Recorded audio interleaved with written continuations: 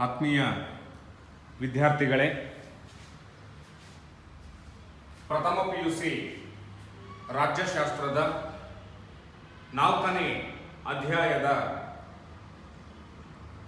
ಕಳೆದ ತರಗತಿಯಲ್ಲಿ ನಾವು ಏಕಾತ್ಮಕ ಸರ್ಕಾರ ಎಂದರೇನು, ಏಕಾತ್ಮಕ ಸರ್ಕಾರದ ಲಕ್ಷಣಗಳನ್ನು ಕುರಿತು ಚರ್ಚೆಯನ್ನು ಮಾಡಿದ್ದೇವೆ. ಈ ತರಗತಿಯಲ್ಲಿ ಸಂಯುಕ್ತ ಸರ್ಕಾರ ಪದ್ಧತಿ ಎಂದರೇನು, ಆ ಸಂಯುಕ್ತ ಸರ್ಕಾರ ಪದ್ಧತಿಯ ಲಕ್ಷಣಗಳು ಏನು ಎನ್ನುವಂತಹ ಅಂಶವನ್ನ ಕುರಿತು ಚರ್ಚೆಯನ್ನ ಮಾಡೋಣ.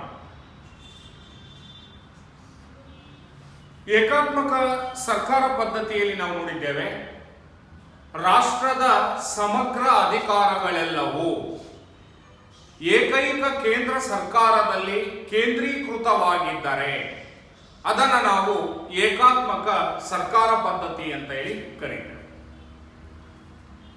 ಇಲ್ಲಿ ಸಂಯುಕ್ತ ಸರ್ಕಾರ ಪದ್ಧತಿ ಅಂತ ಹೇಳಿದ್ರೆ ರಾಷ್ಟ್ರದ ಸಮಗ್ರ ಅಧಿಕಾರಗಳೆಲ್ಲವೂ ಕೇಂದ್ರ ಸರ್ಕಾರ ಮತ್ತು ರಾಜ್ಯ ಸರ್ಕಾರಗಳ ನಡುವೆ ಸಂವಿಧಾನಾತ್ಮಕವಾಗಿ ಹಂಚಿಕೆಯಾಗಿದ್ದರೆ ಅಂತಹ ಸರ್ಕಾರವನ್ನ ಸಂಯುಕ್ತ ಸರ್ಕಾರ ಪದ್ಧತಿ ಅಂತ ಹೇಳಿ ಕರೀತಾರೆ. ರಾಷ್ಟ್ರದ ಸಮಗ್ರ ಅಧಿಕಾರಗಳೆಲ್ಲವೂ ಕೇಂದ್ರ ಮತ್ತು ರಾಜ್ಯ ಸರ್ಕಾರಗಳ ನಡುವೆ ಸಂವಿಧಾನಾತ್ಮಕವಾಗಿ ಹಂಚಿಕೆಯಾಗಿದ್ದರೆ ಅದನ್ನ ಸಂಯುಕ್ತ ಸರ್ಕಾರ ಪದ್ಧತಿ ಅಂತ ಹೇಳಿ ಕರೀತಾರೆ.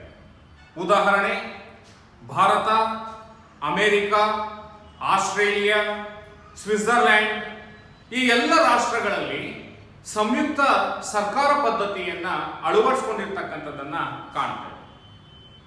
ಅದರಲ್ಲೂ ವಿಶೇಷವಾಗಿ ಅಮೆರಿಕ ಸಂಯುಕ್ತ ಸಂಸ್ಥಾನ ಈ ಒಂದು ಸಂಯುಕ್ತ ಸರ್ಕಾರ ವ್ಯವಸ್ಥೆಗೆ ಅತ್ಯುತ್ತಮವಾದಂತಹ ಉದಾಹರಣೆ ಅಂತೇಳಿ ನಾವು ಕಾಣ್ತೇವೆ. ಈ ಒಂದು ಸಂಯುಕ್ತ ಸರ್ಕಾರ ಪದ್ಧತಿಯನ್ನ ಇಂಗ್ಲಿಷ್ ಭಾಷೆಯಲ್ಲಿ ನಾವು ಫೆಡರಲ್ ಗವರ್ನಮೆಂಟ್ ಅಂತ ಹೇಳಿ ಕರೀತೇವೆ. ಈ ಫೆಡರಲ್ ಅಥವಾ ಫೆಡರೇಷನ್ ಎನ್ನುವ ಪದವು ಲ್ಯಾಟಿನ್ ಭಾಷೆಯ ಫೆಡಸ್ ಎನ್ನುವ ಪದದಿಂದ ಬಂದಿದೆ. ಫೆಡಸ್ ಅಂತ ಹೇಳಿದ್ರೆ ಲ್ಯಾಟಿನ್ ಭಾಷೆಯಲ್ಲಿ ಒಪ್ಪಂದ ಅಥವಾ ಒಡಂಬಡಿಕೆ ಎನ್ನುವಂತಹ ಅರ್ಥ. ಹಲವು ರಾಜ್ಯಗಳ ನಡುವೆ ಒಡಂಬಡಿಕೆ ಅಥವಾ ಒಪ್ಪಂದದ ಮೂಲಕ ಅಸ್ತಿತ್ವಕ್ಕೆ ಬರುವಂತಹ ಒಂದು ಸರ್ಕಾರವನ್ನ ನಾವು ಸಂಯುಕ್ತ ಸರ್ಕಾರ ಪದ್ಧತಿ ಅಂತ ಹೇಳ್ಬಿಟ್ಟು ಕರೀತೇವೆ. ಹಾಗಾಗಿ ಸಂಯುಕ್ತ ಸರ್ಕಾರದ ಅಥವಾ ಫೆಡರಲ್ ಗವರ್ನಮೆಂಟಿನ ಮೂಲ ಪದ ಯಾವುದು ಅಂತ ಹೇಳಿದ್ರೆ ಲ್ಯಾಟಿನ್ ಭಾಷೆಯ ಫೆಡಸ್ ಎನ್ನುವ ಪದದಿಂದ ಬಂದಿದೆ. ಫೆಡಸ್ ಎಂದರೆ ಒಪ್ಪಂದ ಅಥವಾ ಒಡಂಬಡಿಕೆ ಎನ್ನುವಂತಹ ಅರ್ಥ. ಅನೇಕ ರಾಜ್ಯಗಳು ಸೇರಿ ಒಪ್ಪಂದ ಅಥವಾ ಒಡಂಬಡಿಕೆಯ ಮೂಲಕ ರಚಿಸಿಕೊಳ್ಳುವಂತಹ ಸರ್ಕಾರ ವ್ಯವಸ್ಥೆಯನ್ನ ನಾವು ಸಂಯುಕ್ತ ಸರ್ಕಾರ ಅಥವಾ ಫೆಡರಲ್ ಗವರ್ನಮೆಂಟ್ ಅಂತ ಹೇಳಿ ಕರೀತೇವೆ. ಒಟ್ಟಾರೆಯಾಗಿ ವಿದ್ಯಾರ್ಥಿಗಳೇ, ಸಂಯುಕ್ತ ಸರ್ಕಾರ ಪದ್ಧತಿ ಅಂತ ಹೇಳಿದ್ರೆ ರಾಷ್ಟ್ರದ ಸಮಗ್ರ ಅಧಿಕಾರಗಳು ಕೇಂದ್ರ ಮತ್ತು ರಾಜ್ಯ ಸರ್ಕಾರಗಳ ನಡುವೆ ಸಂವಿಧಾನಾತ್ಮಕವಾಗಿ ಹಂಚಿಕೆಯಾಗಿದ್ದರೆ ಅದನ್ನ ಸಂಯುಕ್ತ ಸರ್ಕಾರ ಪದ್ಧತಿ ಅಂತ ಹೇಳಿ ಕರೀತಾರೆ. ಉದಾಹರಣೆ, ಭಾರತ, ಅಮೆರಿಕ, ಸ್ವಿಟ್ಜರ್ಲ್ಯಾಂಡ್ ಮತ್ತು ಆಸ್ಟ್ರೇಲಿಯಾ ರಾಷ್ಟ್ರಗಳಲ್ಲಿ ಈ ಸಂಯುಕ್ತ ಸರ್ಕಾರ ಪದ್ಧತಿಯನ್ನ ಅಳವಡಿಸಿಕೊಂಡಿರುವುದನ್ನು ನಾವು ನೋಡಬಹುದು ಅನ್ನುವಂತ ಅಂಶ. ಈ ಒಂದು ಸಂಯುಕ್ತ ಸರ್ಕಾರ ಪದ್ಧತಿಯ ವಿಶೇಷತೆ ಏನು ಅಂತ ಹೇಳಿದ್ರೆ ಅಧಿಕಾರದ ವಿಕೇಂದ್ರೀಕರಣ ಅಂತಕ್ಕಂಥದ್ದು ಈ ಒಂದು ಸಂಯುಕ್ತ ಸರ್ಕಾರ ಪದ್ಧತಿಯ ವಿಶೇಷವಾಗಿರ್ತಕ್ಕಂತಹ ಲಕ್ಷಣ ಅಂತೇಳಿ ನಾವು ಗುರುತಿಸ್ತೇವೆ. ಇಲ್ಲಿ ಸಂಯುಕ್ತ ಸರ್ಕಾರ ಪದ್ಧತಿಯಲ್ಲಿ ಅಧಿಕಾರ ಅನ್ನುವಂಥದ್ದು ಕೇಂದ್ರ ಸರ್ಕಾರ ಮತ್ತು ರಾಜ್ಯ ಸರ್ಕಾರಗಳ ನಡುವೆ ಪರಿಪೂರ್ಣವಾಗಿ ಸಂವಿಧಾನಾತ್ಮಕವಾಗಿ ಹಂಚಿಕೆಯಾಗಿರುತ್ತದೆ. ಅದನ್ನು ನಾವು ಅಧಿಕಾರದ ವಿಕೇಂದ್ರೀಕರಣ ಅಂತ ಹೇಳಿ ಗುರುತಿಸ್ತೇವೆ. ಏಕಾತ್ಮಕ ಸರ್ಕಾರ ಪದ್ಧತಿಯಲ್ಲಿ ಏನಾಗಿತ್ತು ಅಂತ ಹೇಳಿದ್ರೆ, ಅಧಿಕಾರ ಎಲ್ಲವೂ ಸಹ ಏಕೈಕ ಕೇಂದ್ರ ಸರ್ಕಾರದಲ್ಲಿಯೇ ಕೇಂದ್ರೀಕೃತವಾಗಿದ್ದು, ಆಡಳಿತಾತ್ಮಕ ಘಟಕಗಳಾದಂತಹ ರಾಜ್ಯಗಳಿಗೆ ಅಥವಾ ಪ್ರಾಂತೀಯ ಸರ್ಕಾರಗಳಿಗೆ ಯಾವುದೇ ರೀತಿಯ ಸ್ವತಂತ್ರ ಅಧಿಕಾರ ಅಂತಕ್ಕಂಥದ್ದು ಇರೋದಿಲ್ಲ. ಎಲ್ಲಿ ಅಂತ ಹೇಳಿದ್ರೆ ಏಕಾತ್ಮಕ ಸರ್ಕಾರ ಪದ್ಧತಿಯಲ್ಲಿ. ಆದರೆ ಸಂಯುಕ್ತ ಸರ್ಕಾರ ಪದ್ಧತಿ ಅಂತಕ್ಕಂಥದ್ದು ಹಲವಾರು ರಾಜ್ಯಗಳು ಸೇರಿ ಒಪ್ಪಂದದ ಮೂಲಕ ರಚನೆಯನ್ನು ಮಾಡಿಕೊಂಡಿರ್ತಕ್ಕಂತಹ ಸರ್ಕಾರ ಸಂಯುಕ್ತ ಸರ್ಕಾರ. ಹಾಗಾಗಿ ಕೇಂದ್ರ ಸರ್ಕಾರ ಮತ್ತು ರಾಜ್ಯ ಸರ್ಕಾರಗಳ ನಡುವೆ ಅಧಿಕಾರ ಅಂತಕ್ಕಂಥದ್ದು ಪರಿಪೂರ್ಣವಾಗಿ ಸಂವಿಧಾನಾತ್ಮಕವಾಗಿ ಹಂಚಿಕೆಯಾಗಿರ್ತಕ್ಕಂಥದ್ದನ್ನು ನಾವು ಗಮನಿಸ್ತೇವೆ. ಹಾಗಾಗಿ ಅಧಿಕಾರದ ವಿಕೇಂದ್ರೀಕರಣ ಅಂತಕ್ಕಂಥದ್ದು ಸಂಯುಕ್ತ ಸರ್ಕಾರ ಪದ್ಧತಿಯ ಒಂದು ಪ್ರಮುಖವಾಗಿರ್ತಕ್ಕಂತಹ ಲಕ್ಷಣ ಅಂತ ಹೇಳಿ ನಾವು ಗುರುತಿಸ್ತೇವೆ. ಅಧಿಕಾರದ ಕೇಂದ್ರೀಕರಣ ಅಂತಕ್ಕಂಥದ್ದು ಏಕಾತ್ಮಕ ಸರ್ಕಾರದ ಒಂದು ಲಕ್ಷಣವಾದರೆ, ಅಧಿಕಾರದ ವಿಕೇಂದ್ರೀಕರಣ ಅಂತಕ್ಕಂಥದ್ದು ಸಂಯುಕ್ತ ಸರ್ಕಾರದ ಒಂದು ಪ್ರಮುಖವಾಗಿರ್ತಕ್ಕಂತಹ ಲಕ್ಷಣ ಅಂತ ಹೇಳಿ ನಾವು ಗುರುತಿಸ್ತೇವೆ. ಈ ಒಂದು ಸಂಯುಕ್ತ ಸರ್ಕಾರದಲ್ಲಿ ಇಡೀ ರಾಷ್ಟ್ರದ ಆಡಳಿತವನ್ನ ಕೇಂದ್ರ ಸರ್ಕಾರ ನೋಡ್ಕೊಳ್ತದೆ.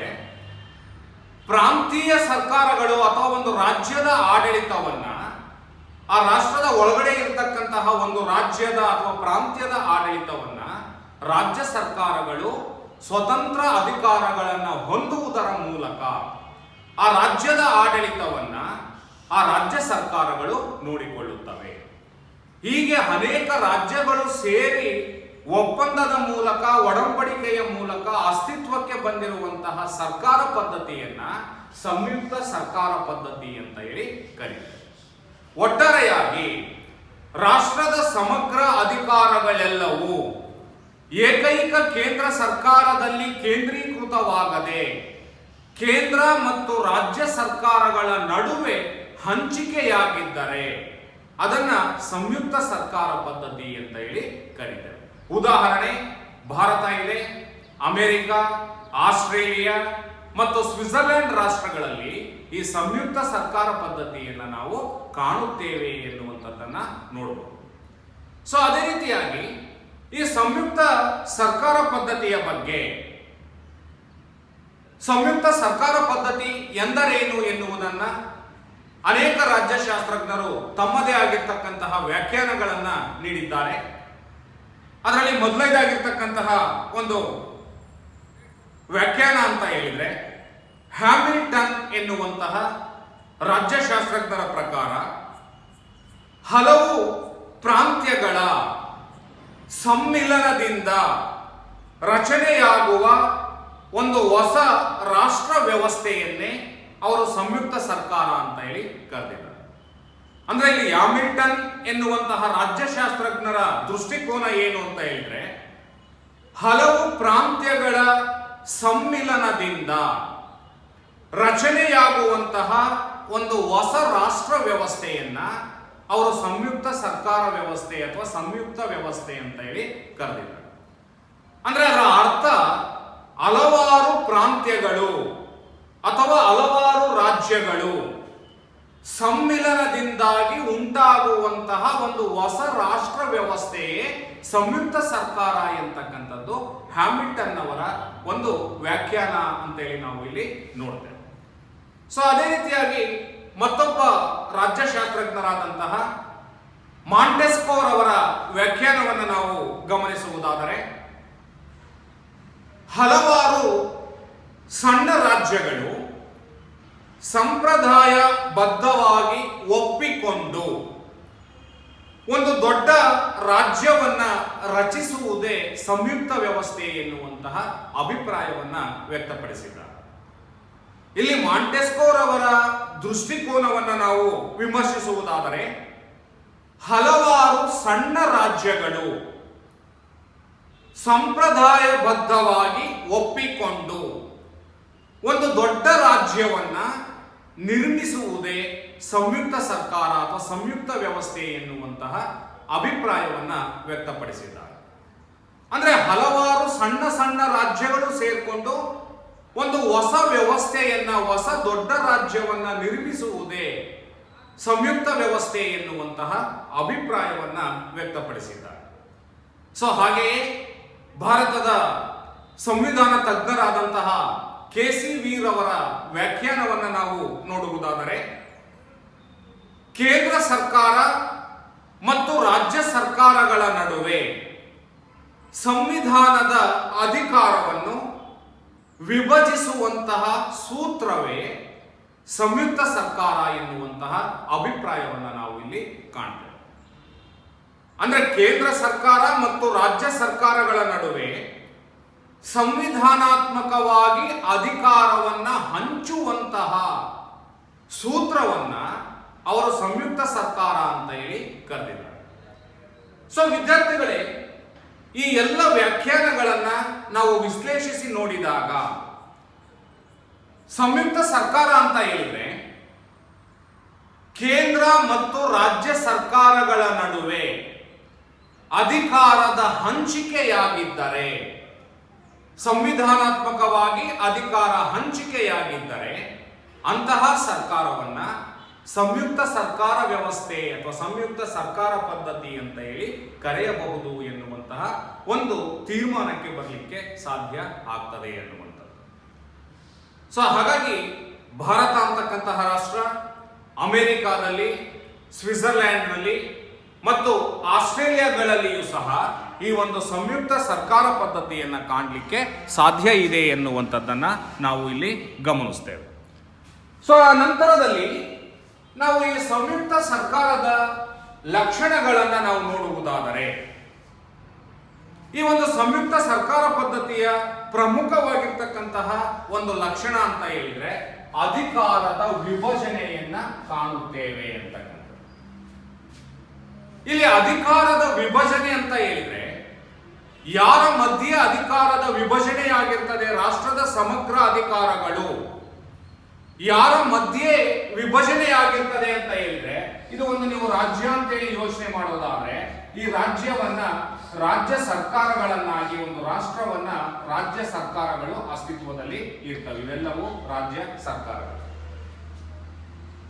ಒಂದು ಕೇಂದ್ರ ಸರ್ಕಾರ ಮತ್ತು ಹಲವು ರಾಜ್ಯ ಸರ್ಕಾರಗಳು ಅಸ್ತಿತ್ವದಲ್ಲಿ ಇದ್ದು ಅಧಿಕಾರ ಅಂತಕ್ಕಂಥದ್ದು ಒಂದು ಏನು ಕೇಂದ್ರ ಸರ್ಕಾರ ಇದೆ, ಈ ಕೇಂದ್ರ ಸರ್ಕಾರ ಮತ್ತು ಈ ರಾಜ್ಯ ಸರ್ಕಾರಗಳ ಮಧ್ಯೆ ಅಧಿಕಾರ ಅಂತಕ್ಕಂಥದ್ದು ವಿಭಜನೆಯಾಗಿರುತ್ತದೆ, ಹಂಚಿಕೆಯಾಗಿರುತ್ತದೆ ಎನ್ನುವಂತಹ ಒಂದು ಪ್ರಮುಖವಾಗಿರ್ತಕ್ಕಂತಹ ಲಕ್ಷಣವನ್ನು ನಾವು ಗುರುತಿಸಲಿಕ್ಕೆ ಸಾಧ್ಯ ಆಗ್ತದೆ ಎನ್ನುವಂಥದ್ದು.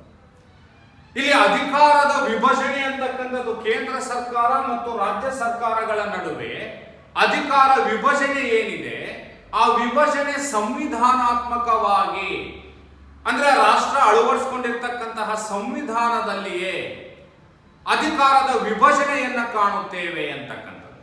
ಕೇಂದ್ರ ಸರ್ಕಾರ ಹೊಂದಿರತಕ್ಕಂತಹ ಅಧಿಕಾರಗಳನ್ನ ಕೇಂದ್ರ ಪಟ್ಟಿ ಅಂತ ಕಾಣ್ತೇವೆ ಭಾರತದಲ್ಲಿ. ಈ ರಾಜ್ಯ ಸರ್ಕಾರ ಹೊಂದಿರತಕ್ಕಂತಹ ಅಧಿಕಾರಗಳನ್ನ ರಾಜ್ಯ ಪಟ್ಟಿಯಲ್ಲಿ, ಮತ್ತು ಇನ್ನೂ ಕೆಲವು ಅಧಿಕಾರಗಳು ಕೇಂದ್ರ ಮತ್ತು ರಾಜ್ಯ ಸರ್ಕಾರಗಳು ಎರಡೂ ಸೇರಿ ನಿರ್ವಹಿಸುವಂತಹ ಅಧಿಕಾರಗಳನ್ನ ಸಮವರ್ತಿ ಪಟ್ಟಿ ಅಂತ ಹೇಳಿ ಈ ಮೂರು ಪಟ್ಟಿಗಳ ಮೂಲಕ ಅಧಿಕಾರದ ಹಂಚಿಕೆಯನ್ನ ಮಾಡಲಾಗಿದೆ ಅಂತಕ್ಕಂಥದ್ದು. ನಾವು ಉದಾಹರಣೆ ಭಾರತದ ಸಂವಿಧಾನವನ್ನು ತೆಗೆದುಕೊಂಡು ನಾವು ನೋಡೋದಾದ್ರೆ ಕೇಂದ್ರ ಸರ್ಕಾರ ನಿರ್ವಹಿಸಬಹುದಾದಂತಹ ಅಧಿಕಾರಗಳು 97 ವಿಷಯಗಳು ಅಥವಾ ಅಧಿಕಾರಗಳನ್ನ ಕೇಂದ್ರ ಸರ್ಕಾರಕ್ಕೆ ನೀಡಲಾಗಿದೆ. ಅದೇ ರೀತಿ ರಾಜ್ಯ ಸರ್ಕಾರ ನಿರ್ವಹಿಸುವಂತಹ ಅಧಿಕಾರಗಳನ್ನ ರಾಜ್ಯ ಪಟ್ಟಿಯಲ್ಲಿ 66 ಅಧಿಕಾರಗಳನ್ನ ರಾಜ್ಯ ಸರ್ಕಾರಗಳಿಗೆ ನೀಡಲಾಗಿದೆ. ಸುಮಾರು 47 ವಿಷಯಗಳನ್ನ ಅಧಿಕಾರಗಳನ್ನ ಸಮವರ್ತಿ ಪಟ್ಟಿಯಲ್ಲಿ ನೀಡಲಾಗಿದೆ ಅಂತಕ್ಕಂಥದ್ದು.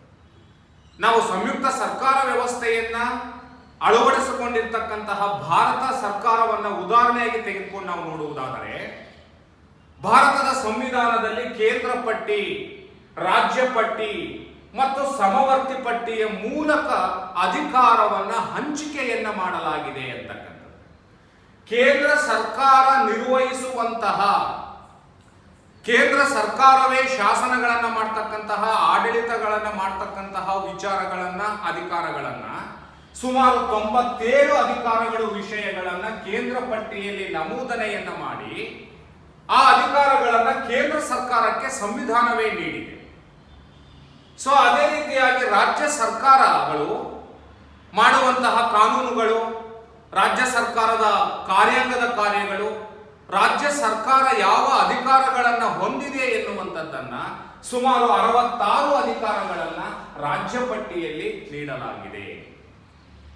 ಹಾಗೆಯೇ ಇನ್ನೂ 47 ಅಧಿಕಾರಗಳು ಏನಿದೆ ಅವು ಕೇಂದ್ರ ಮತ್ತು ರಾಜ್ಯ ಸರ್ಕಾರಗಳೆರಡೂ ಸೇರಿ ನಿರ್ವಹಿಸುವ ಅಧಿಕಾರಗಳನ್ನ ಸಮವರ್ತಿ ಪಟ್ಟಿಯಲ್ಲಿ ನಮೂದನೆಯನ್ನ ಮಾಡಲಾಗಿದೆ. ಸೊ ಹೀಗೆ ಸಂವಿಧಾನದಲ್ಲಿಯೇ ನಮೂದನೆ ಮಾಡುವುದರ ಮೂಲಕ ಕೇಂದ್ರ ಸರ್ಕಾರ ಮತ್ತು ರಾಜ್ಯ ಸರ್ಕಾರಗಳ ನಡುವೆ ಅಧಿಕಾರದ ವಿಭಜನೆ ಅಥವಾ ಅಧಿಕಾರದ ಹಂಚಿಕೆಯನ್ನ ನಾವು ಈ ಸಂಯುಕ್ತ ಸರ್ಕಾರ ವ್ಯವಸ್ಥೆಯಲ್ಲಿ ಕಾಣಲಿಕ್ಕೆ ಸಾಧ್ಯ ಇದೆ ಅಂತಕ್ಕಂಥದ್ದು. ಸೊ ಹಾಗಾಗಿ ಕೇಂದ್ರ ಸರ್ಕಾರ ಇಡೀ ರಾಷ್ಟ್ರದ ಆಡಳಿತವನ್ನು ನೋಡ್ಕೊಳ್ತದೆ, ರಾಜ್ಯ ಸರ್ಕಾರ ಆ ರಾಜ್ಯ ಅಥವಾ ಆ ಪ್ರಾಂತ್ಯದ ಆಡಳಿತವನ್ನು ನೋಡ್ಕೊಳ್ತದೆ. ಸೊ ಹೀಗೆ ಅನೇಕ ರಾಜ್ಯಗಳು ಮತ್ತು ಕೇಂದ್ರ ಸರ್ಕಾರದ ನಡುವೆ ಒಪ್ಪಂದದ ಮೂಲಕ ಆಡಳಿತ ಅಂತಕ್ಕಂಥದ್ದು ಸಂವಿಧಾನಾತ್ಮಕವಾಗಿಯೇ ನಡೀತಾ ಇರ್ತದೆ. ಸೊ ಇಂತಹ ವ್ಯವಸ್ಥೆಯಲ್ಲಿ, ಅಂದ್ರೆ ಸಂಯುಕ್ತ ವ್ಯವಸ್ಥೆಯಲ್ಲಿ, ಒಂದು ಪರಿಪೂರ್ಣವಾದಂತಹ ಹಾಗೂ ಸಂವಿಧಾನಾತ್ಮಕವಾದಂತಹ ಅಧಿಕಾರದ ಹಂಚಿಕೆ ಅಥವಾ ಅಧಿಕಾರದ ವಿಭಜನೆಯನ್ನ ಕಾಣುತ್ತೇವೆ ಎನ್ನುವ ಲಕ್ಷಣವನ್ನು ನಾವು ಇಲ್ಲಿ ಗಮನಿಸಲಿಕ್ಕೆ ಸಾಧ್ಯ ಇದೆ ಅಂತಕ್ಕಂಥದ್ದು. ಅದೇ ರೀತಿಯಾಗಿ ಎರಡನೇ ಲಕ್ಷಣ ಅಂತ ಹೇಳಿದ್ರೆ, ರಾಜ್ಯ ಸರ್ಕಾರಗಳು ಸ್ವಾಯತ್ತತಾ ಅಧಿಕಾರವನ್ನ ಹೊಂದಿವೆ ಎನ್ನುವಂಥದ್ದನ್ನು ನಾವು ಕಾಣ್ತೇವೆ. ಈ ಸಂಯುಕ್ತ ಸರ್ಕಾರ ವ್ಯವಸ್ಥೆಯಲ್ಲಿ ಇರ್ತಕ್ಕಂತಹ ಈ ರಾಜ್ಯ ಸರ್ಕಾರಗಳೇನಿದೆ ಅವು ಸ್ವತಂತ್ರವಾದಂತಹ ಸ್ವಾಯತ್ತತಾ ಅಧಿಕಾರಗಳನ್ನ ಸಂವಿಧಾನಾತ್ಮಕವಾಗಿಯೇ ಪಡೆದುಕೊಂಡಿದ್ದಾವೆ. ಈ ಸಂಯುಕ್ತ ವ್ಯವಸ್ಥೆಯಲ್ಲಿ ಇರ್ತಕ್ಕಂತಹ ಪ್ರತಿಯೊಂದು ರಾಜ್ಯ ಸರ್ಕಾರಗಳಿಗೂ ಸಹ ಇಂತಹ ಅಧಿಕಾರಗಳು, ಸುಮಾರು 66 ಅಧಿಕಾರಗಳನ್ನು ರಾಜ್ಯ ಪಟ್ಟಿಯಲ್ಲಿಯೇ ನೀಡಿವೆ. ಸೊ ಆ ಪಟ್ಟಿಯಲ್ಲಿ, ರಾಜ್ಯ ಪಟ್ಟಿಯಲ್ಲಿ ಇರ್ತಕ್ಕಂತಹ ಅಧಿಕಾರಗಳ ಅಥವಾ ವಿಷಯಗಳ ಬಗ್ಗೆ ಕಾನೂನುಗಳನ್ನ, ಶಾಸನಗಳನ್ನ ರೂಪಿಸ್ತಕ್ಕಂತಹ, ಆಡಳಿತ ನಡೆಸ್ತಕ್ಕಂತಹ ಸ್ವತಂತ್ರ ಅಧಿಕಾರ ರಾಜ್ಯ ಸರ್ಕಾರಗಳಿಗೆ ಇದೆ. ಹಾಗಾಗಿ ಸಂಯುಕ್ತ ಸರ್ಕಾರ ಪದ್ಧತಿಯಲ್ಲಿ ರಾಜ್ಯ ಸರ್ಕಾರಗಳು ಸ್ವಾಯತ್ತತಾ ಅಧಿಕಾರವನ್ನ, ಸ್ವತಂತ್ರ ಅಧಿಕಾರಗಳನ್ನ ಹೊಂದಿವೆ ಎನ್ನುವಂತಹ ಲಕ್ಷಣವನ್ನು ನಾವು ಕಾಣ್ತೀವಿ. ಆದರೆ ಏಕಾತ್ಮಕ ಸರ್ಕಾರದಲ್ಲಿ ಏನಾಗುತ್ತೆ ಅಂತ ಹೇಳಿದ್ರೆ, ಎಲ್ಲ ಅಧಿಕಾರಗಳು ಕೇಂದ್ರ ಸರ್ಕಾರದಲ್ಲಿಯೇ ಇದೆ, ರಾಜ್ಯ ಸರ್ಕಾರಗಳಿಗೆ ಸ್ವತಂತ್ರ ಇರೋದಿಲ್ಲ, ಸ್ವಾಯತ್ತತಾ ಅಧಿಕಾರಗಳಿರೋದಿಲ್ಲ. ಅವು ಕೇವಲ ಕೇಂದ್ರ ಸರ್ಕಾರದ ಪ್ರತಿನಿಧಿಗಳಾಗಿರ್ತವೆ. ಆದರೆ ಸಂಯುಕ್ತ ಸರ್ಕಾರ ಪದ್ಧತಿಯಲ್ಲಿ ಅಧಿಕಾರದ ವಿಭಜನೆ ಅಂತಕ್ಕಂಥದ್ದು ಕೇಂದ್ರ ಮತ್ತು ರಾಜ್ಯ ಸರ್ಕಾರಗಳ ನಡುವೆ ಆಗಿದೆ.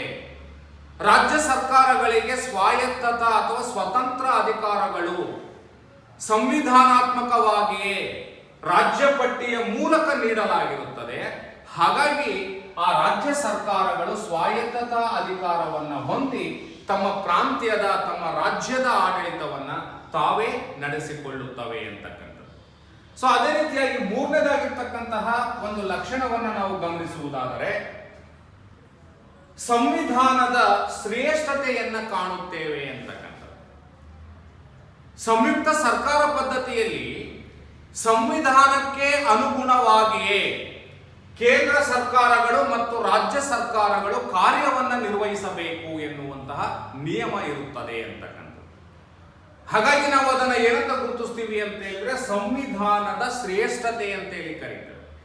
ಏಕಾತ್ಮಕ ಸರ್ಕಾರದಲ್ಲಿ ಆದರೆ ಶಾಸಕಾಂಗದ ಶ್ರೇಷ್ಠತೆ, ಅಲ್ಲಿನ ಸಂಸತ್ತೇ ಶ್ರೇಷ್ಠತೆಯನ್ನು ಹೊಂದಿರುತ್ತದೆ. ಆದರೆ ಇಲ್ಲಿ ಸಂಯುಕ್ತ ಸರ್ಕಾರ ಪದ್ಧತಿಯಲ್ಲಿ ಸಂವಿಧಾನವೇ ಶ್ರೇಷ್ಠ, ಸಂವಿಧಾನದ ಶ್ರೇಷ್ಠತೆಯನ್ನ ಕಾಣುತ್ತೇವೆ. ಸಂವಿಧಾನದಲ್ಲಿ ತಿಳಿಸಿರುವಂತೆಯೇ ಅಧಿಕಾರದ ವಿಭಜನೆಯಾಗಿರುತ್ತದೆ. ಸಂವಿಧಾನದಲ್ಲಿಯೇ ತಿಳಿಸಿರುವಂತೆಯೇ ಕೇಂದ್ರ ಸರ್ಕಾರ ಕೇಂದ್ರ ಪಟ್ಟಿಯಲ್ಲಿರುವಂತಹ ಅಧಿಕಾರಗಳ ಬಗ್ಗೆ ಮಾತ್ರ ಆಡಳಿತವನ್ನು ನಡೆಸುತ್ತದೆ. ರಾಜ್ಯ ಸರ್ಕಾರ ಸಂವಿಧಾನದಲ್ಲಿ ತಿಳಿಸಿರುವ ರಾಜ್ಯ ಪಟ್ಟಿಯಂತೆಯೇ ಆಡಳಿತವನ್ನು ನಡೆಸುತ್ತದೆ. ಒಂದು ಕೇಂದ್ರ ಸರ್ಕಾರ ರಾಜ್ಯ ಸರ್ಕಾರಗಳ ಮಧ್ಯೆ ಅಥವಾ ರಾಜ್ಯ ಸರ್ಕಾರ ಕೇಂದ್ರ ಸರ್ಕಾರಗಳ ಅಧಿಕಾರಗಳಲ್ಲಿ ಹಸ್ತಕ್ಷೇಪವನ್ನ ಮಾಡಲಿಕ್ಕೆ ಅವಕಾಶ ಇರೋದಿಲ್ಲ. ಯಾವುದೇ ಸರ್ಕಾರ ಆಗಲಿ, ಕೇಂದ್ರ ಸರ್ಕಾರವೇ ಆಗಲಿ ರಾಜ್ಯ ಸರ್ಕಾರವೇ ಆಗಲಿ, ಸಂವಿಧಾನ ಏನಿದೆ ಆ ಸಂವಿಧಾನಕ್ಕೆ ಅನುಗುಣವಾಗಿಯೇ ಆಡಳಿತವನ್ನು ನಡೆಸಬೇಕು. ಇಲ್ಲ ಅಂತ ಹೇಳಿದ್ರೆ ಅಂತಹ ಸರ್ಕಾರಗಳನ್ನ ರದ್ದು ಮಾಡುವಂತಹ ಅಧಿಕಾರ ಅಂತಕ್ಕಂಥದ್ದು ನ್ಯಾಯಾಂಗಕ್ಕೆ ಇರುತ್ತದೆ. ಉದಾಹರಣೆ, ನಾವು ಭಾರತವನ್ನು ತೆಗೆದುಕೊಂಡು ನಾವು ನೋಡುವುದಾದರೆ, ಯಾವುದೇ ಕೇಂದ್ರ ಸರ್ಕಾರವೇ ಆಗಲಿ ಅಥವಾ ರಾಜ್ಯ ಸರ್ಕಾರವೇ ಆಗಲಿ ಸಂವಿಧಾನವನ್ನು ಉಲ್ಲಂಘಿಸಿ ಆಡಳಿತವನ್ನು ನಡೆಸಿದರೆ ಅಂತಹ ಸರ್ಕಾರಗಳನ್ನ ಭಾರತದ ಸರ್ವೋಚ್ಚ ನ್ಯಾಯಾಲಯ ಅಂತಕ್ಕಂಥದ್ದು ರದ್ದುಗೊಳಿಸುವಂತಹ ಅಥವಾ ಸರ್ಕಾರಗಳು ಮಾಡಿರುವಂತಹ ಕಾನೂನುಗಳು ಸಂವಿಧಾನ ವಿರುದ್ಧ ಆಗಿದ್ದರೆ ಅಂತಹ ಕಾನೂನುಗಳನ್ನು ರದ್ದುಗೊಳಿಸುವಂತಹ ಅಧಿಕಾರ ಭಾರತದ ಸುಪ್ರೀಂ ಕೋರ್ಟ್ಗೆ ಇದೆ ಅಂತಕ್ಕಂಥದ್ದು. ಹಾಗಾಗಿ ಸುಪ್ರೀಂ ಕೋರ್ಟ್ ಅನ್ನ ಸಂವಿಧಾನದ ರಕ್ಷಕ ಅಂತ ಹೇಳಿ ಕರೀತಾರೆ. ಎಲ್ಲ ಸರ್ಕಾರಗಳು ಸಹ ಸಂವಿಧಾನಕ್ಕೆ ಅನುಗುಣವಾಗಿಯೇ ಆಡಳಿತವನ್ನು ನಡೆಸಬೇಕು. ಕೇಂದ್ರ ಸರ್ಕಾರವೇ ಆಗಿರಲಿ ರಾಜ್ಯ ಸರ್ಕಾರವೇ ಆಗಿರಲಿ ಸಂವಿಧಾನಕ್ಕೆ ಅನುಗುಣವಾಗಿಯೇ ಆಡಳಿತವನ್ನು ನಡೆಸಬೇಕು. ಒಂದು ವೇಳೆ ಯಾವುದೇ ಸರ್ಕಾರ ಸಂವಿಧಾನದ ನಿಯಮಗಳನ್ನು ಉಲ್ಲಂಘನೆಯನ್ನ ಮಾಡಿದರೆ ಅಥವಾ ಮತ್ತೊಂದು ಅಂಗದ ಅಧಿಕಾರದಲ್ಲಿ ಹಸ್ತಕ್ಷೇಪವನ್ನ ಮಾಡಿದರೆ ಅದನ್ನು ತಡೆಗಟ್ಟುವಂತಹ ಅಧಿಕಾರ ಭಾರತದಲ್ಲಿ ಸರ್ವೋಚ್ಚ ನ್ಯಾಯಾಲಯಕ್ಕೆ ನೀಡಲಾಗಿದೆ. ಹಾಗಾಗಿ ಸರ್ವೋಚ್ಚ ನ್ಯಾಯಾಲಯವನ್ನ ನಾವು ಭಾರತದಲ್ಲಿ ಸಂವಿಧಾನದ ರಕ್ಷಕ ಅಂತ ಹೇಳಿ ಕರೀತೇವೆ. ಯಾಕೆ ಸಂವಿಧಾನಕ್ಕೆ ಇಷ್ಟೊಂದು ಪ್ರಾಮುಖ್ಯತೆಯನ್ನು ಕೊಟ್ಟಿದ್ದೀವಿ ಅಂತ ಹೇಳಿದ್ರೆ, ಇಲ್ಲಿ ಅಧಿಕಾರದ ಹಂಚಿಕೆಯಾಗಿದೆ, ಅದನ್ನು ಪರಿಪೂರ್ಣವಾಗಿ ಸಂವಿಧಾನದಲ್ಲಿ ನಮೂದನೆ ಮಾಡಲಾಗಿದೆ. ಹಾಗಾಗಿ ಎಲ್ಲ ಸರ್ಕಾರಗಳು ಸಂವಿಧಾನಕ್ಕೆ ಅನುಗುಣವಾಗಿಯೇ ಆಡಳಿತವನ್ನು ನಡೆಸಬೇಕು. ಸೊ ಹಾಗಾಗಿ ನಾವು ಸಂಯುಕ್ತ ಸರ್ಕಾರ ಪದ್ಧತಿಯಲ್ಲಿ ಸಂವಿಧಾನದ ಶ್ರೇಷ್ಠತೆ ಎನ್ನುವಂತಹ ಒಂದು ಲಕ್ಷಣವನ್ನು ನಾವು ಇಲ್ಲಿ ಕಾಣಲಿಕ್ಕೆ ಸಾಧ್ಯ ಇದೆ ಅಂತಕ್ಕಂಥದ್ದು. ಕೇಂದ್ರ ಸರ್ಕಾರಗಳು ಸ್ವತಂತ್ರ ಅಧಿಕಾರಗಳು ಮತ್ತು ರಾಜ್ಯ ಸರ್ಕಾರಗಳು ಸಹ ಸ್ವತಂತ್ರ ಅಧಿಕಾರಗಳನ್ನು ಹೊಂದಿದೆ. ಯಾರೂ ಸಹ ಒಂದು ಸರ್ಕಾರದ ಅಧಿಕಾರಗಳನ್ನು ಉಲ್ಲಂಘನೆಯನ್ನು ಮಾಡಲಿಕ್ಕೆ ಸಾಧ್ಯ ಇಲ್ಲ, ಪರಸ್ಪರ ಹಸ್ತಕ್ಷೇಪವನ್ನು ಮಾಡಲಿಕ್ಕೂ ಸಹ ಸಾಧ್ಯ ಇಲ್ಲ. ಸಂವಿಧಾನಕ್ಕೆ ಅನುಗುಣವಾಗಿಯೇ ಆಡಳಿತ ನಡೀತದೆ. ಹಾಗಾಗಿ ಸಂವಿಧಾನದ ಶ್ರೇಷ್ಠತೆಯನ್ನು ನಾವು ಕಾಣಲಿಕ್ಕೆ ಸಾಧ್ಯ ಇದೆ ಅಂತಕ್ಕಂಥದ್ದು. ಸೊ ಅದೇ ರೀತಿಯಾಗಿ ಮತ್ತೊಂದು ಪ್ರಮುಖವಾಗಿರ್ತಕ್ಕಂಥ ಲಕ್ಷಣ ಅಂತ ಹೇಳಿದ್ರೆ ಸ್ವತಂತ್ರ ನ್ಯಾಯಾಂಗ ವ್ಯವಸ್ಥೆಯನ್ನ ಕಾಣುತ್ತೇವೆ ಅಂತಕ್ಕಂಥದ್ದು. ನಾವು ಸ್ವತಂತ್ರ ನ್ಯಾಯಾಂಗ ವ್ಯವಸ್ಥೆ ಅಂತ ಯಾವುದನ್ನ ಕರಿತೀವಿ ಅಂತ ಹೇಳಿದ್ರೆ, ಕೇಂದ್ರ ಸರ್ಕಾರದ ಅಧಿಕಾರ ವ್ಯಾಪ್ತಿಯಿಂದ ಮತ್ತು ರಾಜ್ಯ ಸರ್ಕಾರದ ಅಧಿಕಾರ ವ್ಯಾಪ್ತಿಯಿಂದ ಹೊರಗಿದ್ದು ಸ್ವತಂತ್ರವಾದಂತಹ ಅಧಿಕಾರಗಳನ್ನ ಹೊಂದಿರುವಂತಹ ನ್ಯಾಯಾಂಗ ವ್ಯವಸ್ಥೆಯನ್ನ ಸ್ವತಂತ್ರ ನ್ಯಾಯಾಂಗ ವ್ಯವಸ್ಥೆ ಅಂತ ಹೇಳಿ ಕರೀತಾರೆ. ಉದಾಹರಣೆ, ಭಾರತದಲ್ಲಿ ಸುಪ್ರೀಂ ಕೋರ್ಟ್ ಎನ್ನುವಂತಹ ನ್ಯಾಯಾಂಗ ವ್ಯವಸ್ಥೆ ಇದೆ. ಆ ಸುಪ್ರೀಂ ಕೋರ್ಟ್ ಅಂತಕ್ಕಂಥದ್ದು ಕೇಂದ್ರ ಸರ್ಕಾರದ ನಿರ್ದೇಶನಗಳಿಗೆ ಅನುಗುಣವಾಗಿ ಆಡಳಿತವನ್ನ ಮಾಡೋದಿಲ್ಲ, ರಾಜ್ಯ ಸರ್ಕಾರಗಳ ನಿರ್ದೇಶನದಂತೆಯೂ ಸಹ ಆಡಳಿತವನ್ನ ಮಾಡೋದಿಲ್ಲ. ಕೇಂದ್ರ ಮತ್ತು ರಾಜ್ಯ ಸರ್ಕಾರಗಳ ನಡುವೆ ಅಧಿಕಾರದ ಹಂಚಿಕೆಯ ಸಂದರ್ಭದಲ್ಲಿ, ಅಧಿಕಾರವನ್ನ ಚಲಾಯಿಸುವಂತಹ ಸಂದರ್ಭದಲ್ಲಿ ವಾದ ವಿವಾದಗಳು ಮತ್ತು ಘರ್ಷಣೆಗಳು ಉಂಟಾಗುವಂತಹ ಸಾಧ್ಯತೆ ಇರ್ತದೆ. ಅಂತಹ ಸಂದರ್ಭದಲ್ಲಿ ಸ್ವತಂತ್ರ ನ್ಯಾಯಾಂಗವಾಗಿರುವಂತಹ ಸುಪ್ರೀಂ ಕೋರ್ಟ್ ಅಂತಕ್ಕಂಥದ್ದು ಆ ವಿವಾದಗಳನ್ನು ಬಗೆಹರಿಸುವಂತಹ ಕಾರ್ಯವನ್ನ ನಿರ್ವಹಿಸುತ್ತದೆ.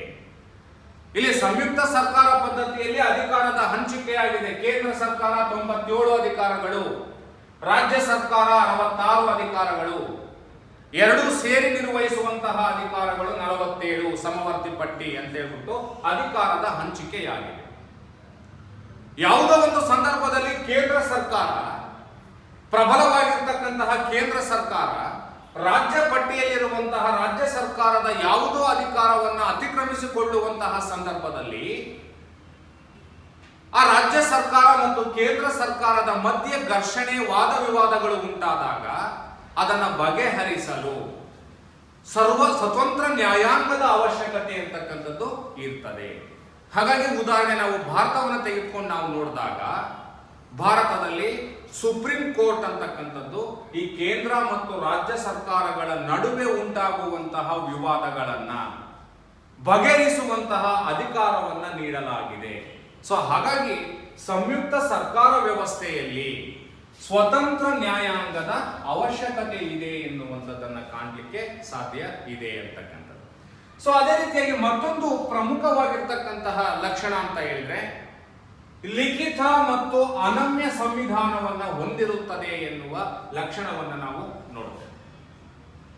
ಏಕಾತ್ಮಕ ಸರ್ಕಾರದಲ್ಲಿ ಏನಾಗುತ್ತೆ, ಲಿಖಿತ ಆದರೂ ಇರಬಹುದು ಅಥವಾ ಅಲಿಖಿತ ಸಂವಿಧಾನವಾದನ್ನು ಹೊಂದಬಹುದು ಎನ್ನುವಂಥದ್ದನ್ನು ನಾವು ಕಾಣ್ತೇವೆ.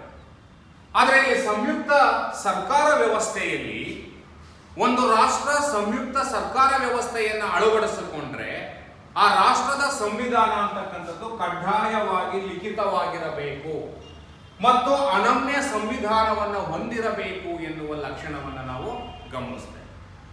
ಯಾಕೆ ಆ ರಾಷ್ಟ್ರದಲ್ಲಿ ಲಿಖಿತ ಸಂವಿಧಾನವೇ ಇರಬೇಕು ಅಂತ ಹೇಳಿದ್ರೆ, ಲಿಖಿತ ಸಂವಿಧಾನ ಅಂತ ಹೇಳಿದ್ರೆ ಸಂವಿಧಾನದ ನಿಯಮಗಳು ಬರವಣಿಗೆ ಮತ್ತು ದಾಖಲೆಯ ರೂಪದಲ್ಲಿ ಇದ್ದರೆ ಅಂತಹ ಸಂವಿಧಾನವನ್ನು ನಾವು ಲಿಖಿತ ಸಂವಿಧಾನ ಅಂತ ಹೇಳಿ ಕರೀತೇವೆ. ಈ ಸಂಯುಕ್ತ ಸರ್ಕಾರ ವ್ಯವಸ್ಥೆಯಲ್ಲಿ ಅಧಿಕಾರದ ಹಂಚಿಕೆಯಾಗಿದೆ. ಕೇಂದ್ರ ಮತ್ತು ರಾಜ್ಯ ಸರ್ಕಾರಗಳ ನಡುವೆ ಅಧಿಕಾರದ ಹಂಚಿಕೆಯಾಗಿದೆ. ಸೊ ಅಧಿಕಾರದ ಹಂಚಿಕೆ ಸ್ಪಷ್ಟವಾಗಿ ಮತ್ತು ದಾಖಲೆಗಳ ರೂಪದಲ್ಲಿ ಇದ್ದಾಗ ಮಾತ್ರ ಸುಗಮವಾದಂತಹ ಆಡಳಿತವನ್ನು ನಡೆಸಲಿಕ್ಕೆ ಸಾಧ್ಯವಾಗ್ತದೆ. ಅಲಿಖಿತ ಇದ್ರೆ ಏನಾಗುತ್ತೆ ಅಂತ ಹೇಳಿದ್ರೆ ಬದಲಾವಣೆ ಆಗ್ತಕ್ಕಂತಹ ಅವಕಾಶ ಇರ್ತದೆ. ಕೇಂದ್ರ ಮತ್ತು ರಾಜ್ಯ ಸರ್ಕಾರಗಳ ಮಧ್ಯೆ ಘರ್ಷಣೆ ಉಂಟಾಗ್ತದೆ. ಆ ಸಂಯುಕ್ತ ವ್ಯವಸ್ಥೆ ಅಂತಕ್ಕಂಥದ್ದು ಹಾಳಾಗುವಂತಹ ಸಾಧ್ಯತೆ ಇರ್ತದೆ. ಆದರೆ ಲಿಖಿತ ಸಂವಿಧಾನವನ್ನು ಅಳವಡಿಸಿಕೊಂಡರೆ ಆ ರಾಷ್ಟ್ರದ ಲಿಖಿತ ಸಂವಿಧಾನದಲ್ಲಿ ಸ್ಪಷ್ಟವಾಗಿ ಬರವಣಿಗೆಯ ರೂಪದ ಮೂಲಕ ಆ ಕೇಂದ್ರ ಸರ್ಕಾರದ ಅಧಿಕಾರ, ರಾಜ್ಯ ಸರ್ಕಾರದ ಅಧಿಕಾರಗಳನ್ನ ಬರವಣಿಗೆಯ ರೂಪದಲ್ಲಿ ಸ್ಪಷ್ಟವಾಗಿ ದಾಖಲೆಗಳ ರೂಪದಲ್ಲಿ ಇದ್ದಾಗ ಕೇಂದ್ರ ಮತ್ತು ರಾಜ್ಯ ಸರ್ಕಾರಗಳ ನಡುವೆ ಘರ್ಷಣೆ ಉಂಟಾಗ್ತಕ್ಕಂಥ ಸಾಧ್ಯತೆ ಕಡಿಮೆಯಾಗುತ್ತದೆ. ಸೊ ಹಾಗಾಗಿ ಸಂಯುಕ್ತ ಸರ್ಕಾರ ವ್ಯವಸ್ಥೆಯಲ್ಲಿ ಕಡ್ಡಾಯವಾಗಿ ಲಿಖಿತ ಸಂವಿಧಾನವೇ ಇರಬೇಕು ಅಂತಕ್ಕಂಥದ್ದು. ಸೊ ಹಾಗೆಯೇ ಅನನ್ಯ ಸಂವಿಧಾನ ಇರಬೇಕು ಅಂತ ಹೇಳ್ತಾರೆ. ಯಾವ ಸಂವಿಧಾನದ ನಿಯಮಗಳನ್ನ ತಿದ್ದುಪಡಿಯನ್ನ ಮಾಡಲು ಕಠಿಣ ವಿಧಾನಗಳನ್ನ ಅನುಸರಿಸಲಾಗುತ್ತದೆಯೋ ಅಂತಹ ಸಂವಿಧಾನವನ್ನ ಏನಂತ ಕರೀತೇವೆ, ಅನಮ್ಯ ಸಂವಿಧಾನ ಅಂತ ಹೇಳಿ ಕರೀತೇವೆ. ಸೊ ಇಲ್ಲಿ ನಮ್ಯ ಸಂವಿಧಾನ ಇದ್ರೆ ಏನಾಗುತ್ತೆ, ಯಾವುದೋ ಒಂದು ಸರ್ಕಾರ ಸುಲಭವಾಗಿ ಸಂವಿಧಾನವನ್ನ ತಿದ್ದುಪಡಿಯನ್ನ ಮಾಡಲಿಕ್ಕೆ ಅವಕಾಶ ಇರ್ತದೆ.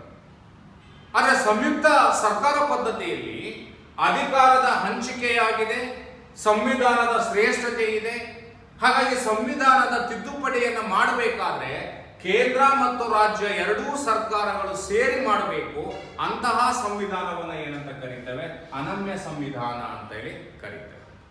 ಸೊ ಹಾಗಾಗಿ ಸಂಯುಕ್ತ ಸರ್ಕಾರ ಪದ್ಧತಿಯಲ್ಲಿ ಲಿಖಿತ ಮತ್ತು ಅನಮ್ಯ ಸಂವಿಧಾನದ ವ್ಯವಸ್ಥೆಯನ್ನ ಕಾಣುತ್ತೇವೆ ಅಥವಾ ಲಕ್ಷಣವನ್ನ ಕಾಣುತ್ತೇವೆ ಎನ್ನುವಂಥದ್ದನ್ನ ಗಮನಿಸಲಿಕ್ಕೆ ಸಾಧ್ಯ ಇದೆ ಅಂತಕ್ಕಂಥದ್ದು. ಸೊ ಅದೇ ರೀತಿಯಾಗಿ ದ್ವಿಸದನ ಶಾಸಕಾಂಗ ಪದ್ಧತಿಯನ್ನ ಕಾಣುತ್ತೇವೆ ಅಂತಕ್ಕಂಥದ್ದು. ದ್ವಿಸದನ ಶಾಸಕಾಂಗ ಅಂತ ಹೇಳಿದ್ರೆ ಎರಡು ಸದನಗಳನ್ನ ಒಳಗೊಂಡಿರುವಂತಹ ಶಾಸಕಾಂಗ ವ್ಯವಸ್ಥೆ, ಕೆಳಮನೆ ಮತ್ತು ಮೇಲ್ಮನೆ ಅಂತಕ್ಕಂತಹ ಎರಡು ಸದನಗಳನ್ನ ಒಳಗೊಂಡಿರುತ್ತದೆ.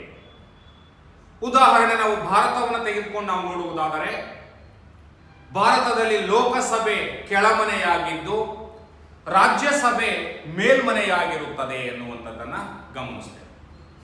ಲೋಕಸಭೆ ಅಥವಾ ಕೆಳಮನೆ ಅಂತಕ್ಕಂಥದ್ದು ರಾಷ್ಟ್ರದ ಜನರನ್ನ ಪ್ರತಿನಿಧಿಸಿದರೆ ಸಂಸತ್ತಿನಲ್ಲಿ, ಮೇಲ್ಮನೆಯಾದಂತಹ ರಾಜ್ಯಸಭೆ ಸಂಸತ್ತಿನಲ್ಲಿ ರಾಜ್ಯಗಳನ್ನ ಪ್ರತಿನಿಧಿಸುತ್ತದೆ. ಸೊ ಇಲ್ಲಿ ರಾಜ್ಯಗಳಿಗೂ ಸಹ ಪ್ರಾಮುಖ್ಯತೆಯನ್ನು ಕೊಡಬೇಕಾಗಿದೆ. ಹಾಗಾಗಿ ರಾಜ್ಯಸಭೆ ಎನ್ನುವಂಥದ್ದು ಸಂಸತ್ತಿನಲ್ಲಿ ರಾಜ್ಯಗಳನ್ನ ಪ್ರತಿನಿಧಿಸಿದರೆ, ಲೋಕಸಭೆ ಅಂತಕ್ಕಂಥದ್ದು ಇಡೀ ರಾಷ್ಟ್ರದ ಜನರನ್ನ ಪ್ರತಿನಿಧಿಸುವಂತಹ ಸದನ. ಸೊ ಹಾಗಾಗಿ ಸಂಯುಕ್ತ ಸರ್ಕಾರ ಪದ್ಧತಿಯಲ್ಲಿ ದ್ವಿಸದನ ಶಾಸಕಾಂಗ ಪದ್ಧತಿ ಎರಡು ಶಾಸನ ಸಭೆಗಳನ್ನ ಹೊಂದಿರುತ್ತದೆ. ಮೇಲ್ಮನೆ ಮತ್ತು ಕೆಳಮನೆ ಎನ್ನುವಂತಹ ಎರಡು ಸದನಗಳನ್ನ ಒಳಗೊಂಡಿರುತ್ತದೆ.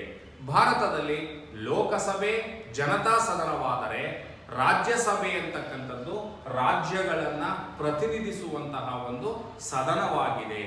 ಅದೇ ಅಮೆರಿಕಾದ ನಾವು ಕಾಂಗ್ರೆಸ್ ಅನ್ನು ನಾವು ನೋಡಿದಾಗ ಸೆನೆಟ್ ಎನ್ನುವಂಥದ್ದು ಮೇಲ್ಮನೆಯಾದರೆ ಹೌಸ್ ಆಫ್ ಪೀಪಲ್ ರೆಪ್ರೆಸೆಂಟೇಟಿವ್ ಅನ್ನುವಂಥದ್ದು ಕೆಳಮನೆಯಾಗಿದೆ. ಅಂದ್ರೆ ಇಲ್ಲಿ ಜನರನ್ನ ಪ್ರತಿನಿಧಿಸಲಿಕ್ಕೆ ಒಂದು ಸದನ ಮತ್ತು ರಾಜ್ಯಗಳನ್ನ ಪ್ರತಿನಿಧಿಸಲು ಮತ್ತೊಂದು ಸದನ, ದ್ವಿಸದನ ಶಾಸಕಾಂಗ ಪದ್ಧತಿಯನ್ನ ನಾವು ಸಂಯುಕ್ತ ಸರ್ಕಾರ ಪದ್ಧತಿಯಲ್ಲಿ ಕಾಣುತ್ತೇವೆ ಎನ್ನುವಂಥದ್ದನ್ನ ನೋಡ್ತೇವೆ. ಸೊ ಅದೇ ರೀತಿಯಾಗಿ ದ್ವಿಪೌರತ್ವ ಪದ್ಧತಿಯನ್ನ ಹೊಂದಲಾಗಿರುತ್ತದೆ ಅಥವಾ ಲಕ್ಷಣವನ್ನು ನಾವು ಕಾಣ್ತೇವೆ. ಇಲ್ಲಿ ದ್ವಿಪೌರತ್ವ ಪದ್ಧತಿ ಅಂತ ಹೇಳಿದ್ರೆ ಆ ವ್ಯಕ್ತಿ ಜನಿಸಿರುವ ರಾಜ್ಯದ ಒಂದು ಪೌರತ್ವ ಮತ್ತು ಇಡೀ ರಾಷ್ಟ್ರಕ್ಕೆ ಅನ್ವಯವಾಗುವಂತಹ ಮತ್ತೊಂದು ಪೌರತ್ವ, ಎರಡು ಪೌರತ್ವಗಳನ್ನ ನೀಡುವಂತಹ ಪದ್ಧತಿಯನ್ನ ನಾವೇನಂತ ಕರಿತೀವಿ, ದ್ವಿಪೌರತ್ವ ಪದ್ಧತಿ ಅಂತ ಹೇಳಿ ಕರೀತೀವಿ. ಇಲ್ಲಿ ರಾಜ್ಯ ಸರ್ಕಾರಗಳು ಸಹ ಸ್ವತಂತ್ರ ಅಧಿಕಾರಗಳನ್ನ ಹೊಂದಿದೆ ಮತ್ತು ಕೇಂದ್ರ ಸರ್ಕಾರಗಳು ಸಹ ಸ್ವತಂತ್ರವಾದಂತಹ ಅಧಿಕಾರವನ್ನ ಹೊಂದಿದೆ. ಸೊ ಹಾಗಾಗಿ ಸಂಯುಕ್ತ ಸರ್ಕಾರ ಪದ್ಧತಿಯನ್ನು ಅಳವಡಿಸಿಕೊಂಡಂತಹ ರಾಷ್ಟ್ರಗಳಲ್ಲಿ ಆ ರಾಷ್ಟ್ರದಲ್ಲಿ ವಾಸ ಮಾಡ್ತಕ್ಕಂತಹ ವ್ಯಕ್ತಿಯ ರಾಜ್ಯಕ್ಕೆ ಸೀಮಿತವಾಗಿರುವಂತಹ ಒಂದು ಪೌರತ್ವ ಮತ್ತು ಹಾಗೆಯೇ ಆ ವ್ಯಕ್ತಿ ಪ್ರತಿನಿಧಿಸುವಂತಹ ಇಡೀ ರಾಷ್ಟ್ರದ ಒಂದು ಪೌರತ್ವ, ಎರಡು ಪೌರತ್ವಗಳನ್ನು ನೀಡುವಂತಹ ಪದ್ಧತಿ ದ್ವಿಪೌರತ್ವ ಪದ್ಧತಿಯನ್ನ ಈ ಸಂಯುಕ್ತ ಸರ್ಕಾರ ಪದ್ಧತಿಯಲ್ಲಿ ಅಳವಡಿಸಿಕೊಳ್ಳಲಾಗಿದೆ ಎನ್ನುವಂಥದ್ದನ್ನ ನಾವು ಕಾಣ್ತೇವೆ. ಸೊ ಹಾಗಾಗಿ ಅಮೆರಿಕ ರಾಷ್ಟ್ರದ ಉದಾಹರಣೆಯಾಗಿ ನಾವು ನೋಡುವುದಾದರೆ ಅಮೆರಿಕ ರಾಷ್ಟ್ರದಲ್ಲಿ ದ್ವಿಪೌರತ್ವ ಪದ್ಧತಿಯನ್ನ ಅಳವಡಿಸಿಕೊಳ್ಳಲಾಗಿದೆ. ಆದರೆ ಭಾರತ ಸಂಯುಕ್ತ ಸರ್ಕಾರ ಪದ್ಧತಿಯನ್ನು ಅಳವಡಿಸಿಕೊಂಡಿದ್ರು ಸಹ ಬೇರೆ ಬೇರೆ ಕಾರಣಗಳಿಗಾಗಿ ಏಕಪೌರತ್ವ ಪದ್ಧತಿಯನ್ನು ನಾವು ಅನುಸರಿಸ್ತಾ ಇದ್ದೇವೆ. ಆದರೆ ಸಂಯುಕ್ತ ಸರ್ಕಾರ ವ್ಯವಸ್ಥೆಯ ಪರಿಪೂರ್ಣತೆ ಬರಬೇಕಾದ್ರೆ ಆ ರಾಷ್ಟ್ರದಲ್ಲಿ ದ್ವಿಪೌರತ್ವ ಪದ್ಧತಿ ಇರಬೇಕು ಎನ್ನುವಂತಹ ಲಕ್ಷಣವನ್ನು ನಾವು ಕಾಣ್ತೇವೆ. ಸೊ ಅದೇ ರೀತಿಯಾಗಿ ದ್ವಿ ಸರ್ಕಾರ ಪದ್ಧತಿಯನ್ನ ಕಾಣುತ್ತೇವೆ ಅಂತಕ್ಕಂಥದ್ದು. ದ್ವಿ ಸರ್ಕಾರ ಅಂತ ಹೇಳಿದ್ರೆ ಎರಡು ಸರ್ಕಾರಗಳು ಅಂತಕ್ಕಂಥದ್ದು. ಇಡೀ ರಾಷ್ಟ್ರಕ್ಕೆ ಅನ್ವಯವಾಗುವಂತಹ ಒಂದು ಕೇಂದ್ರ ಸರ್ಕಾರ ಮತ್ತು ಆ ಪ್ರಾಂತ್ಯ ಅಥವಾ ರಾಜ್ಯಕ್ಕೆ ಸೀಮಿತವಾಗಿರುವಂತಹ ಒಂದು ಸರ್ಕಾರ, ಒಂದು ಕೇಂದ್ರ ಸರ್ಕಾರ ಮತ್ತು ಅನೇಕ ರಾಜ್ಯ ಸರ್ಕಾರಗಳನ್ನು ನಾವು ಕಾಣುತ್ತೇವೆ. ದ್ವಿ ಸರ್ಕಾರ ಪದ್ಧತಿಯನ್ನು ನಾವು ಕಾಣುತ್ತೇವೆ. ಇಲ್ಲಿ ಈ ದ್ವಿ ಸರ್ಕಾರ ಪದ್ಧತಿಯಲ್ಲಿ ಕೇಂದ್ರ ಸರ್ಕಾರ ಅಂತಕ್ಕಂಥದ್ದು ಇಡೀ ರಾಷ್ಟ್ರಕ್ಕೆ ಅನ್ವಯವಾಗುವಂತಹ ಆಡಳಿತ. ಉದಾಹರಣೆಯಾಗಿ ನಾವು ಭಾರತದಲ್ಲಿ ತೆಗೆದುಕೊಂಡು ನೋಡುವುದಾದರೆ ವಿದೇಶಾಂಗ ವ್ಯವಹಾರ, ರೈಲ್ವೆ, ವಿಮಾನಯಾನ, ವಾಣಿಜ್ಯ ಮತ್ತು ಕರೆನ್ಸಿ ಅನ್ನುವಂತಹ ಅನೇಕ ಅಧಿಕಾರಗಳನ್ನ ಕೇಂದ್ರ ಸರ್ಕಾರ ಅಂತಕ್ಕಂಥದ್ದು ನಿರ್ವಹಿಸುತ್ತದೆ. ಬಾಹ್ಯ ರಕ್ಷಣೆ, ಮಿಲಿಟರಿ ಅವೆಲ್ಲವೂ ಕೇಂದ್ರ ಸರ್ಕಾರ ನಿರ್ವಹಿಸಿದರೆ, ಶಿಕ್ಷಣ, ವಾಣಿಜ್ಯ, ರಸ್ತೆ ಸಾರಿಗೆ, ಆರೋಗ್ಯ ಅವೆಲ್ಲವೂ ರಾಜ್ಯ ಸರ್ಕಾರಗಳು ನಿರ್ವಹಿಸುತ್ತವೆ. ಸೊ ಹೀಗೆ ಸಂಯುಕ್ತ ವ್ಯವಸ್ಥೆಯಲ್ಲಿ ಒಂದು ಕೇಂದ್ರ ಸರ್ಕಾರ, ಹಲವು ರಾಜ್ಯ ಸರ್ಕಾರಗಳು ಅಸ್ತಿತ್ವದಲ್ಲಿ ಇರುತ್ತವೆ. ಸೊ ಅದನ್ನು ನಾವೇನಂತ ಗುರುತಿಸ್ತೀವಿ ಅಂತ ಹೇಳಿದ್ರೆ ದ್ವಿ ಸರ್ಕಾರ ಪದ್ಧತಿ ಅಸ್ತಿತ್ವದಲ್ಲಿ ಇರುತ್ತದೆ ಎನ್ನುವಂಥದ್ದನ್ನ ಕಾಣ್ತೇವೆ. ಸೊ ಒಟ್ಟಾರೆಯಾಗಿ ವಿದ್ಯಾರ್ಥಿಗಳೇ, ಸಂಯುಕ್ತ ಸರ್ಕಾರ ವ್ಯವಸ್ಥೆಯಲ್ಲಿ ಕಂಡುಬರುವಂತಹ ಪ್ರಮುಖವಾಗಿರ್ತಕ್ಕಂತಹ ಲಕ್ಷಣಗಳು ಅಂತ ಹೇಳಿದ್ರೆ ಅಧಿಕಾರದ ಪರಿಪೂರ್ಣ ವಿಭಜನೆ ಅಥವಾ ಅಧಿಕಾರವನ್ನ ಸಂವಿಧಾನಾತ್ಮಕವಾಗಿ ಹಂಚಿಕೆ ಮಾಡಲಾಗಿರುತ್ತದೆ ಎನ್ನುವಂತಹ ಒಂದು ಲಕ್ಷಣ. ಅದೇ ರೀತಿಯಾಗಿ ಸಂಯುಕ್ತ ಸರ್ಕಾರ ಪದ್ಧತಿಯಲ್ಲಿ ರಾಜ್ಯ ಸರ್ಕಾರಗಳು ಸ್ವಾಯತ್ತತಾ ಅಧಿಕಾರವನ್ನ ಹೊಂದಿರುತ್ತವೆ ಎನ್ನುವಂಥದ್ದು. ಹಾಗೆಯೇ ಸಂಯುಕ್ತ ಸರ್ಕಾರ ಪದ್ಧತಿಯಲ್ಲಿ ಸಂವಿಧಾನದ ಶ್ರೇಷ್ಠತೆಯನ್ನು ಕಾಣುತ್ತೇವೆ. ಸಂಯುಕ್ತ ಸರ್ಕಾರ ಪದ್ಧತಿಯಲ್ಲಿ ಸ್ವತಂತ್ರ ನ್ಯಾಯಾಂಗ ಅನ್ನುವಂಥದ್ದು ಅಸ್ತಿತ್ವದಲ್ಲಿ ಇರ್ತದೆ. ಸಂಯುಕ್ತ ಸರ್ಕಾರ ಪದ್ಧತಿಯನ್ನು ಅಳವಡಿಸಿಕೊಂಡಂತಹ ರಾಷ್ಟ್ರಗಳಲ್ಲಿ ಲಿಖಿತ ಮತ್ತು ಅನಮ್ಯ ಸಂವಿಧಾನ ಕಡ್ಡಾಯವಾಗಿ ಇರಬೇಕಾಗ್ತದೆ. ಅದೇ ರೀತಿ ಸಂಯುಕ್ತ ಸರ್ಕಾರ ವ್ಯವಸ್ಥೆಯನ್ನು ಅಳವಡಿಸಿಕೊಂಡಂತಹ ರಾಷ್ಟ್ರದಲ್ಲಿ ದ್ವಿಸದನ ಶಾಸಕಾಂಗ ಪದ್ಧತಿಯನ್ನು ಕಾಣ್ತೇವೆ. ದ್ವಿಪೌರತ್ವವನ್ನು ಅಳವಡಿಸಿಕೊಳ್ಳಲಾಗಿರ್ತದೆ ಮತ್ತು ದ್ವಿ ಸರ್ಕಾರ ಪದ್ಧತಿಯನ್ನು ಸಹ ನಾವು ಕಾಣ್ತೇವೆ. ಸೊ ಇವೆಲ್ಲವನ್ನು ಸಹ ನಾವು ಏನಂತ ಗುರುತಿಸ್ತೇವೆ, ಸಂಯುಕ್ತ ಸರ್ಕಾರದ ಲಕ್ಷಣಗಳು ಅಂತ ಹೇಳಿ ಗುರುತಿಸ್ತೇವೆ. ಸೊ ಒಟ್ಟಾರೆಯಾಗಿ ವಿದ್ಯಾರ್ಥಿಗಳೇ, ಸಂಯುಕ್ತ ಸರ್ಕಾರ ಪದ್ಧತಿ ಎಂದರೇನು, ಉದಾಹರಣೆಯನ್ನ ಕೊಡಿ ಎನ್ನುವಂತಹ ಪ್ರಶ್ನೆಯನ್ನ ನಾವು ನಿರೀಕ್ಷೆಯನ್ನ ಮಾಡಿದಾಗ ರಾಷ್ಟ್ರದ ಸಮಗ್ರ ಅಧಿಕಾರಗಳು ಕೇಂದ್ರ ಮತ್ತು ರಾಜ್ಯ ಸರ್ಕಾರಗಳ ನಡುವೆ ಸಂವಿಧಾನಾತ್ಮಕವಾಗಿ ಹಂಚಿಕೆಯಾಗಿದ್ದರೆ ಅಂತಹ ಸರ್ಕಾರವನ್ನ ಸಂಯುಕ್ತ ಸರ್ಕಾರ ಪದ್ಧತಿ ಎಂದು ಕರೆಯುತ್ತೇವೆ. ಉದಾಹರಣೆ ಅಂತ ಹೇಳಿದ್ರೆ ಭಾರತ, ಅಮೆರಿಕ, ಆಸ್ಟ್ರೇಲಿಯಾ ಮತ್ತು ಸ್ವಿಟ್ಜರ್ಲ್ಯಾಂಡ್ ರಾಷ್ಟ್ರಗಳಲ್ಲಿ ಈ ಸಂಯುಕ್ತ ಸರ್ಕಾರ ವ್ಯವಸ್ಥೆಯನ್ನು ನಾವು ಕಾಣುತ್ತೇವೆ ಎನ್ನುವಂಥದ್ದನ್ನು ಗಮನಿಸಬಹುದು. ಧನ್ಯವಾದಗಳು.